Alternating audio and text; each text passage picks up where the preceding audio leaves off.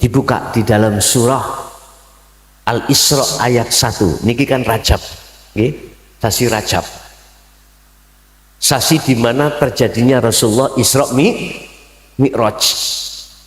Ayat 1 sampai buka, inilah yang memiliki nama Allah. Allah itu nama, yang memiliki nama Allah. Surat Al-Isra ayat 1. Loh, Allah kok nama? Iya. Surat Fatihah ayat 1.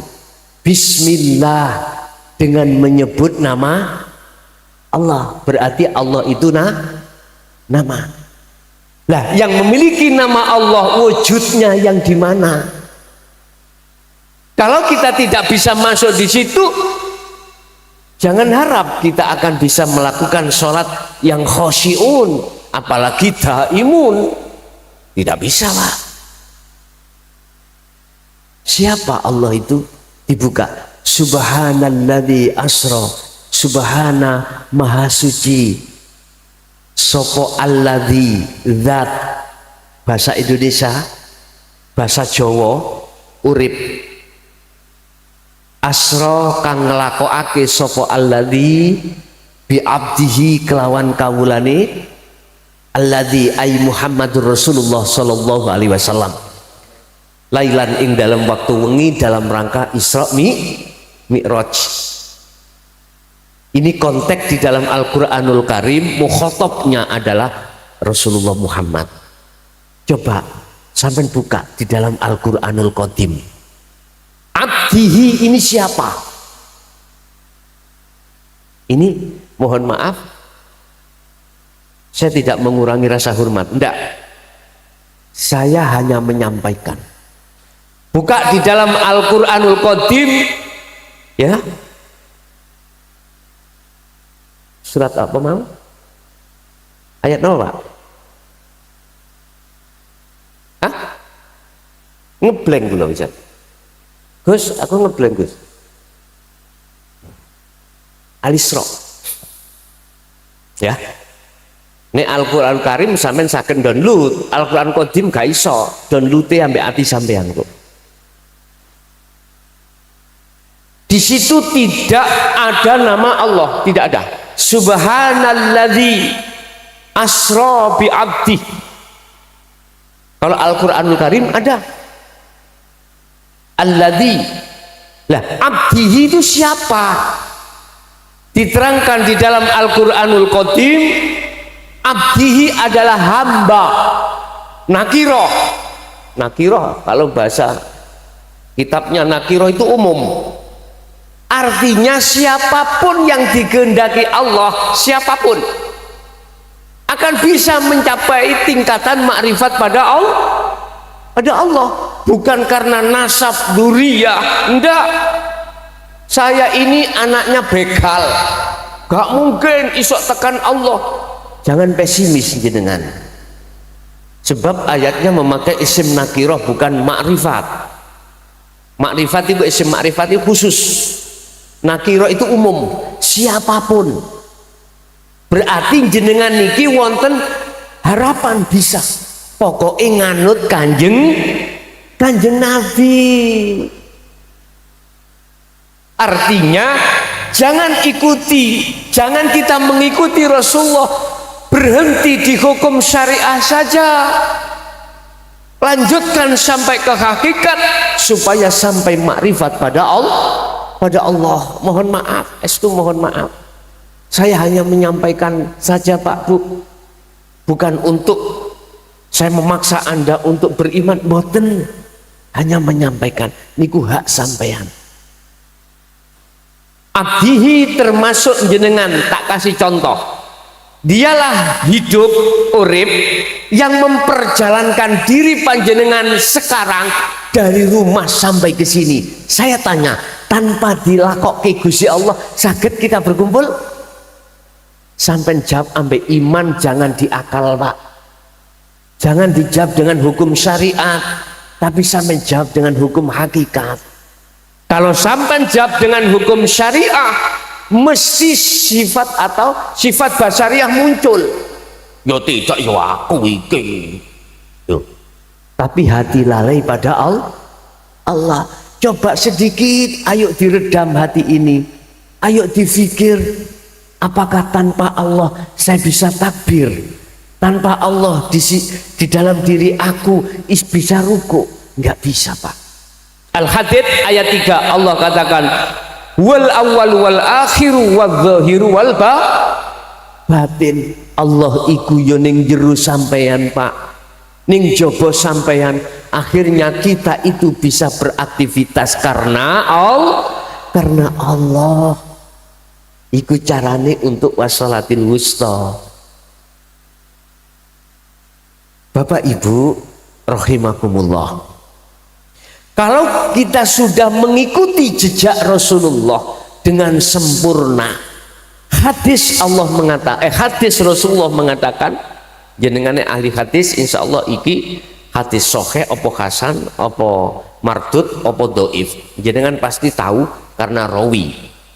Ngeten hadisnya, innama bu'ithu liutamimma makarimal akhlak. Aku tidak diutus Rasulullah, aku tidak diutus Allah ke bumi kecuali untuk menyempurnakan akhlak manusia. Iku maksud akhlakul karimah yang ada hubungannya dengan jasmani, berarti hablum minan nas. Akhlak ruhaniyah kita hubungannya langsung terhadap Allah, hablum minallah. Makanya Imam Ghazali di dalam kitab Ihya menjelaskan syariat, thariqat, hakikat, makrifat mudah. Syariat iku minangka perumpamaan kendaraan, thariqat itu jalan, hakikat tujuan, makrifat sudah sampai tujuan. Jenengan wau syariate apa? Numpak sepeda, dalane thariqae ya iku aspalan. Hakikat tujuan sampean iki kesini nekani undangannya Pak sinten, Pak Uman teko kini. Loh, jenengan kalau sudah duduk di sini syariat sampean telepon, sampean parkir toh, nggih mboten? Artinya ngene, Pak, kalau kita sudah menghadap Allah, atribut kabeh ikut letakkan.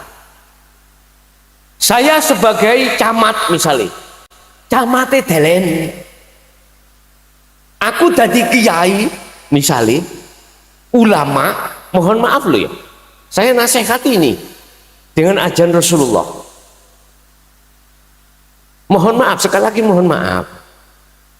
Kita punya murid kathah, pengikut kathah, pondok ribuan. Kalau kita sudah menghadap Allah, rumongso pinter, rumongso alim, status itu harus diletakkan. Cek gak minteri Gusti Allah. Sebab iku yahjubuhum biilmihim wa ibadatihim wa amwalihim. Syekh Ibnu Athaillah dalam kitab Hikam, 3 perkara akan menutupi hati kita, ruhaniyah kita terhadap Allah, akhirnya sholat kita tidak bisa khusyuk. Apa itu?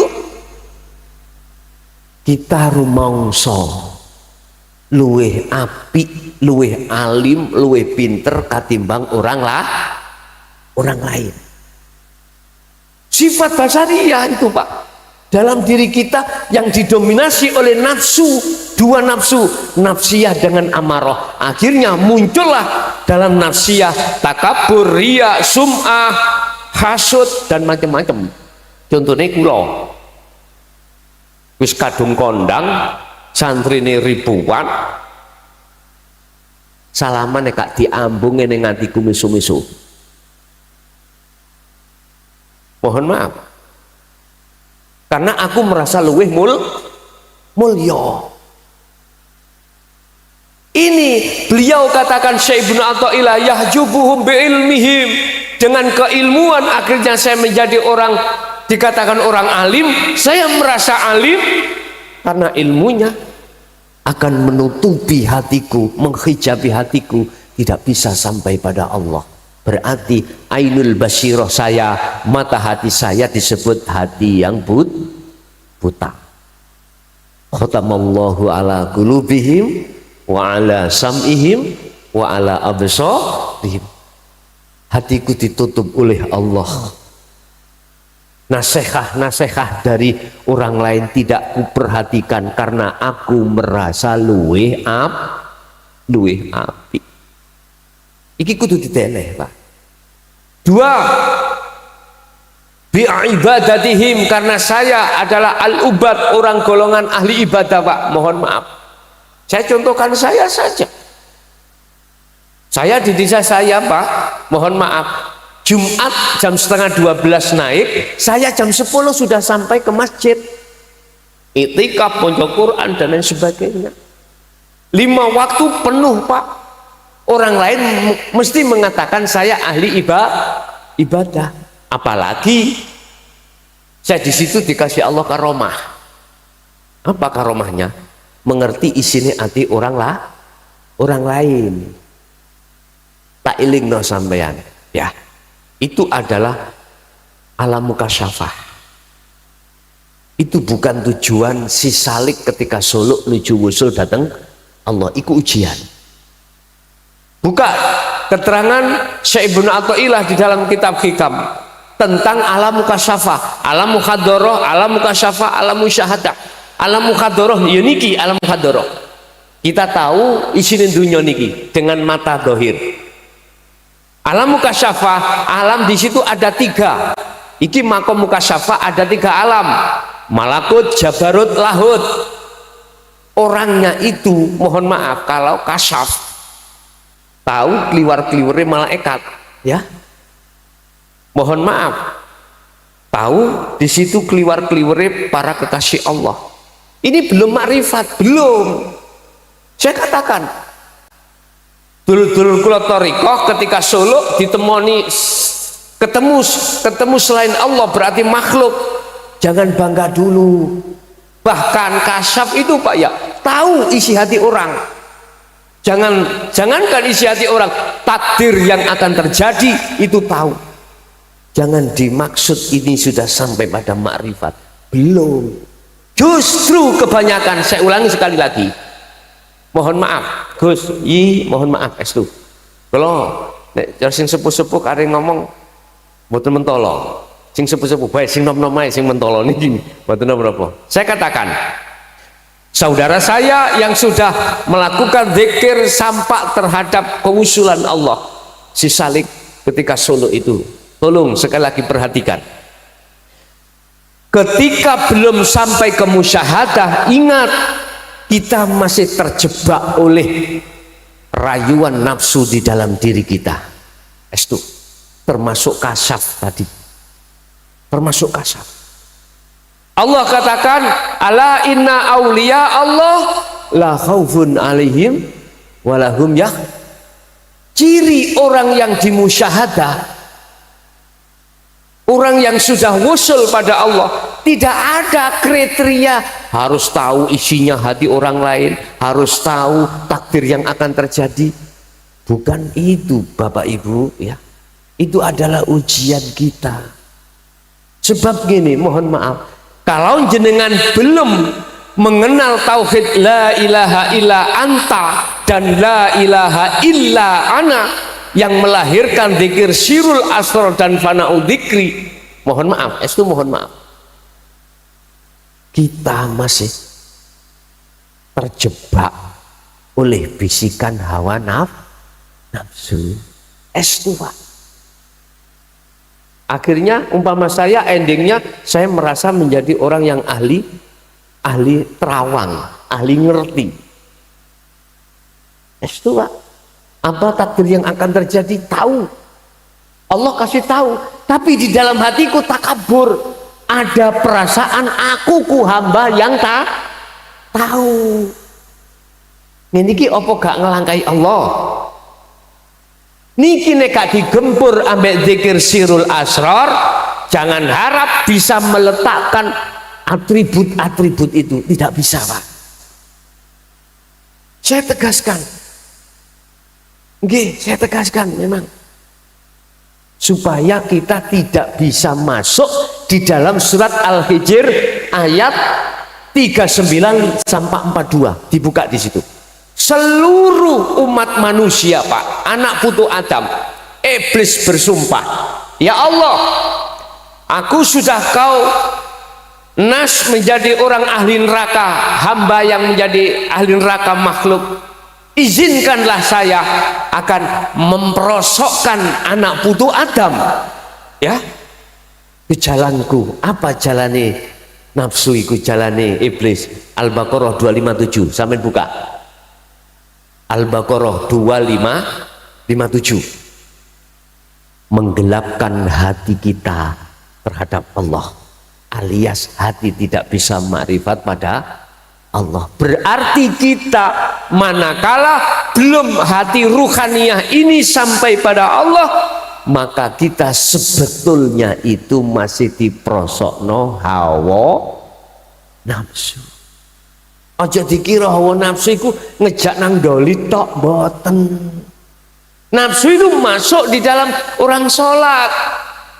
Jangan dikira sholat yang kita lakukan itu tidak ada kepentingan nafsu, ada. Ini lebih dalam lagi nanti. Pelajaran kita kan yang disebut nafsu itu kalau jasad melakukan perbuatan elek-elek lah, ngerti nggih? Ada yang lebih halus di ruhaniyah kita, Pak. Ruhaniyah kita.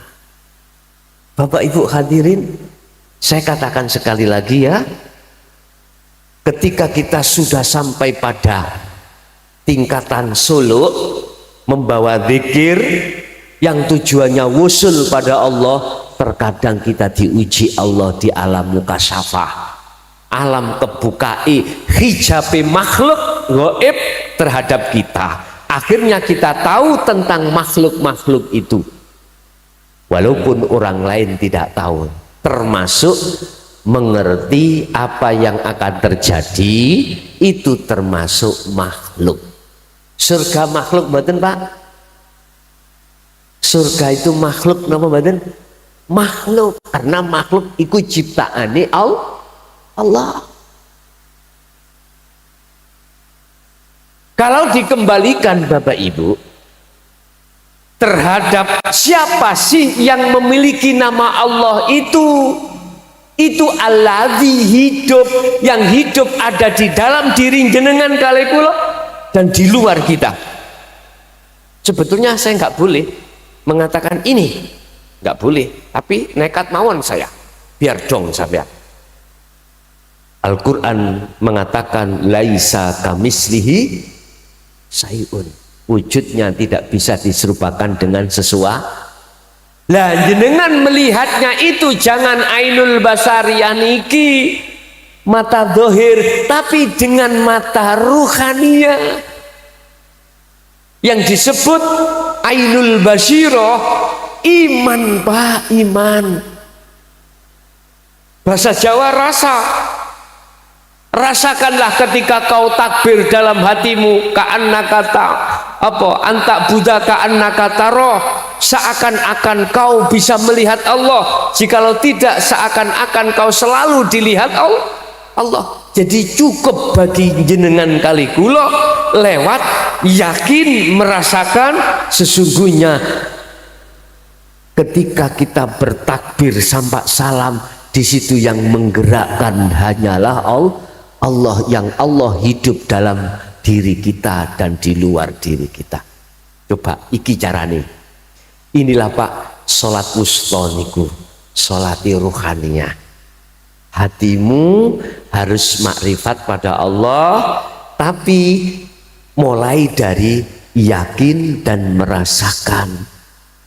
Hati sadar dan menyadari semua apa aktivitas yang terjadi pada diri kita, itu yang menggerakkan adalah hidup dalam diri kita. Hidup itulah Allah Subhanahu wa ta'ala.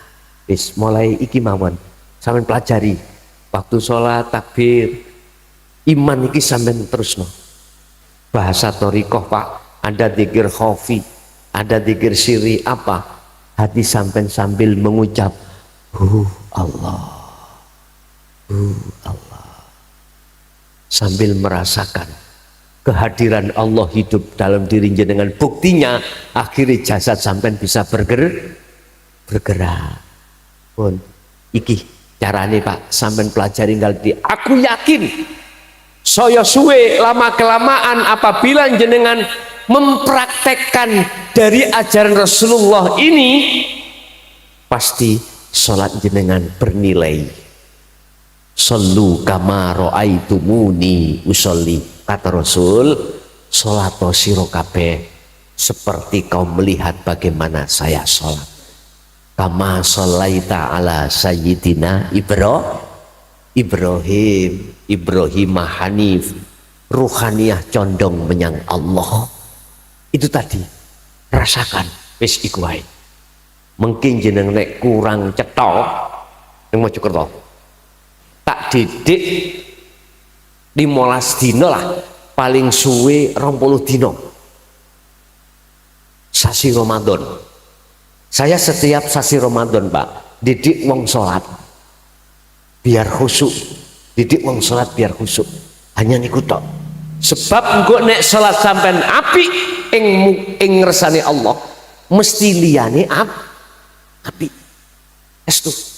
Tapi nggih ngoten, sing rawuh niku wong sepuh-sepuh tok Pak, jarang sing nom-nom iki jarang. Wis Ramadan poso ning kono, monggo sampean gak usah nggo bekal, pun tak siapi buka sahuri sampai 15 sampai 20 dino monggo. Tapi syaratnya nek situ apa? Ruhaniyah sampean harus berani meninggalkan selain Allah. Nek iku sik sampean gawa mboten dadi. Sebab kita belajar untuk meletakkan atribut kabeh iki Pak, butuh keberanian. Inilah yang dikhawatirkan Rasulullah sebelum beliau wafat. Salah satu hadis yang terkenal yang dipesankan Rasulullah apa?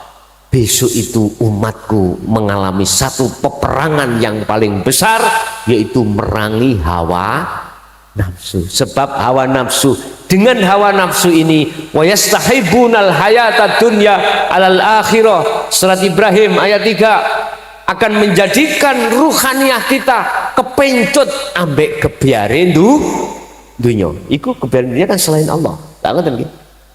1, 2, nafsu akan membuat wayasudduna an sabilillah, menghalang-halangi kita si salik. Ketika sudah mengenal dzikir, biar tidak wusul datang Allah, dijebaklah ning makom mukasyafah, akhirnya ahli karomah isok nambani wong bim salabim mandi estua. Hal itu sudah aku alami saat durungnya tahun 2000 niku Pak, sudah saya alami, terjebak ternyata. Wa yasudduna an sabilillah, Ibrahim dibuka ayat 3. Nafsu itu menghalangi kita fisabilillah, berjalan di atas jalan Allah. Dzikir itu tadi ruhannya dihalang-halangi, akhirnya masuklah dalam makom mukasyafah. Estu Pak, niki nek cara pondok jenenge wong jad, wong apa ya? Jaduk. Nek cara umumnya jadi wong paranormal. Ya. Sopo sing dadi sesuk presiden sakniki lho pun semerap. Iki kasyaf Pak. Iki jebagane hawa nafsu. Estu. Tamu durung ngomong teko wis dibedhek, sebab wis ketok isine atine karepe apa? Karepe golek golek solusi sebabnya utange akeh. Durung ngomong wis dikenek ngene. Aku gak melok utang kok sambati. Bagaimana caranya nyaur utang? Kuwi nek njaluk togel, aja iki kene. Padahal tujuannya mau njaluk togel. Kira-kira jenengan gak wedi ya Pak ngadepi wong sing kaya ngono. Bahkan dek wingi tamu yang datang tukaran sampai bojone, dia omong ya sing sabar, jadi wong lanang ijo kemelan ngaplok bojone ngono, padahal nggih wingi dikaplok. Kita sebagai tamu kira-kira gak mengatakan wah wali, gak gitu ah, umumnya mesti ngono. Padahal kembalilah kepada Al-Quran. Kekasih Allah yang bagaimana? Wa ammal arifuna la yarawna li anfusihim syai'an bal yusyahiduna annal fa'ila wallahu ta'ala. Iki nengane hikam. Cuman penerjemah saking surat sing kula waca wau, ala inna auliya Allah, ya.